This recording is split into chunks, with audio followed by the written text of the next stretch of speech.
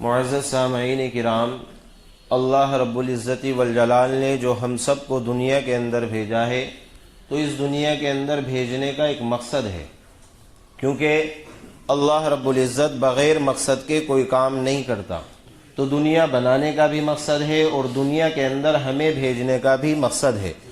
اور جن لوگوں کی زندگی کے اندر کوئی مقصد نہیں ہوتا ہے تو وہ لوگ روحانی اور جسمانی طور پر بیمار ہو جاتے ہیں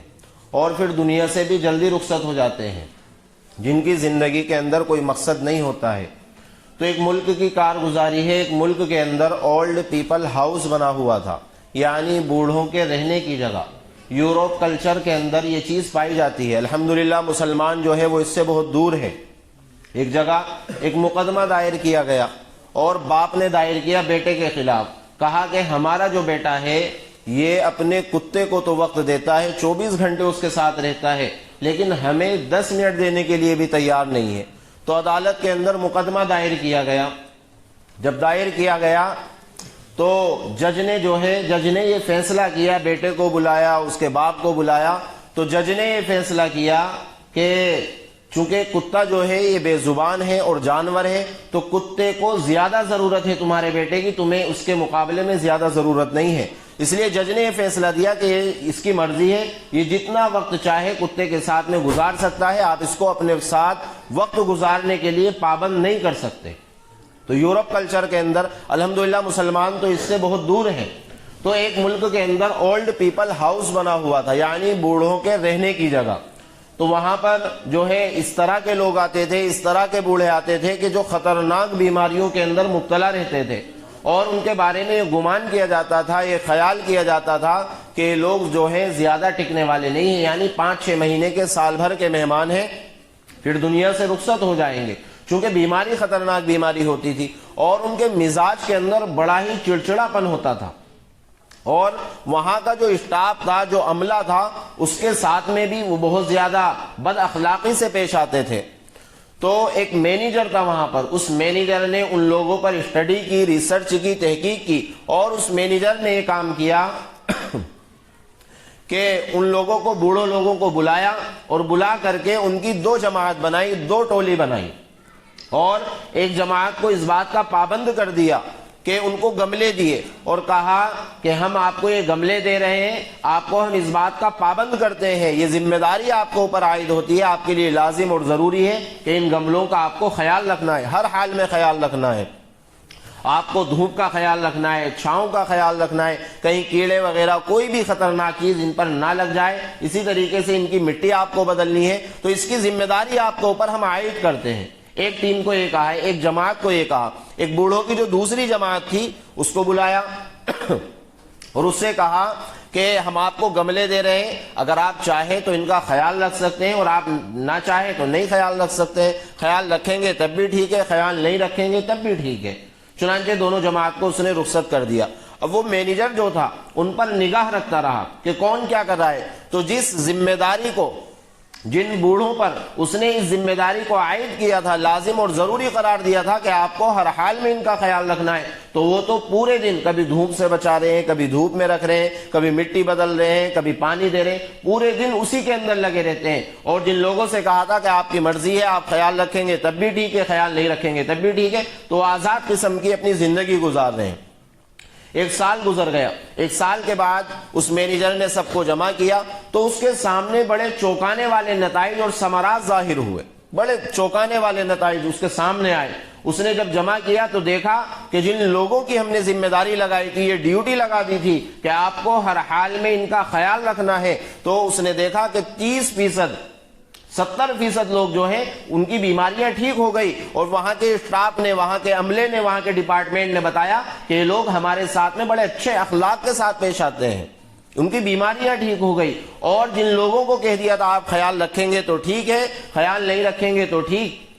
تو ان لوگوں کو دیکھا کہ 30% لوگ جو ہے وہ دنیا سے رخصت ہو چکے تھے، اور ان کی جو مزاج تھا، ان کا جو مزاج تھا اس کے اندر بہت زیادہ چڑچڑاپن ہو گیا تھا، اور وہاں کا جو عملہ تھا، وہاں کا جو اسٹاف تھا، وہ اس کو بار بار پریشان کرتے تھے۔ تو یہ ہے مقصد والی زندگی اور بے مقصد والی زندگی۔ تو آج جو ہم پریشان ہیں، ہمارے اوپر حالات آ رہے ہیں، طرح طرح کی مصیبتیں ہم پر آ رہی ہیں، اس کی بڑی وجہ یہی ہے کہ جس مقصد کو لے کر کے اللہ رب العزت والجلال نے ہمیں دنیا کے اندر بھیجا تھا، آج ہم اس مقصد کو بھول گئے۔ آج ہم نے اپنی اس ذمہ داری کو پس پشت ڈال دیا، پیچھے ڈال دیا، اس کو ہم بھول کر کے زندگی گزار رہے ہیں،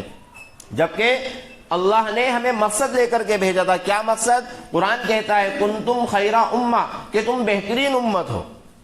کیوں؟ تمہارا ایک مقصد ہے، تمہارا ایک مشن ہے، تمہاری ایک وجہ ہے دنیا کے اندر بھیجنے کی۔ کیا وجہ ہے، کیا مقصد ہے؟ کہ تأمرون بالمعروف وتنہون عن المنکر، کہ تم لوگوں کو اچھی باتوں کا حکم کرتے ہو اور برائیوں سے لوگوں کو روکتے ہو۔ تو جب ایک گلدستے کا، ایک گملے کا خیال رکھنے والا وہ روحانی اور جسمانی طور پر بیماریوں سے ٹھیک ہو سکتا ہے، تو ہمارے اوپر تو یہ ذمہ داری ہے امر بالمعروف اور نہی عن المنکر کی، یعنی اچھائیوں کا حکم کرنا، برائیوں سے لوگوں کو روکنا۔ تو پھر ہماری زندگی کیسے خوشگوار نہیں ہوگی؟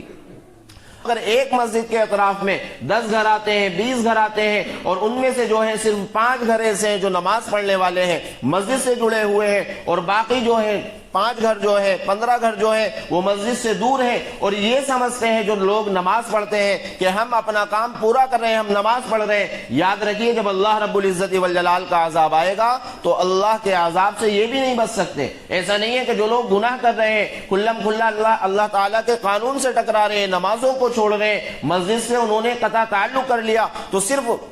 انہی پر اللہ کا عذاب آئے گا، وہی عذاب کی زد میں آئیں گے؟ نہیں، قرآن کہتا ہے وَاتَّقُوا فِتْنَةً لَا تُصِيبَنَّ الَّذِينَ ظَلَمُوا مِنْكُمْ خَاصَّةً، کہ ایسا نہیں ہے کہ صرف خاص لوگ عذاب کے اندر گرفتار کیے جائیں گے، صرف انہی لوگوں کو وہ فتنہ اور عذاب پہنچے گا، نہیں، بلکہ تم میں سے خاص کو نہیں، ہر ایک کو پہنچ کر کے رہے گا جو لوگ نماز پڑھ رہے ہیں۔ اس لیے اللہ نے اس ذمہ داری کو ہمارے اوپر عائد کیا ہے۔ ہماری یہ ذمہ داری ہے کہ لوگوں کے پاس جائے، ٹھوڑیوں میں ہاتھ ڈال کر کے ان کو جو ہے ہم مسجدوں سے جوڑے، ان کا تعلق جو اللہ رب العزت والجلال کی ذات سے ٹوٹ چکا تھا، اس تعلق کو ہم مضبوط کرنے کی کوشش کریں، ہم اپنا تعلق مضبوط کریں۔ اس ذمہ داری کو لے کر کے اللہ رب العزت والجلال نے اس دنیا کے اندر بھیجا ہے۔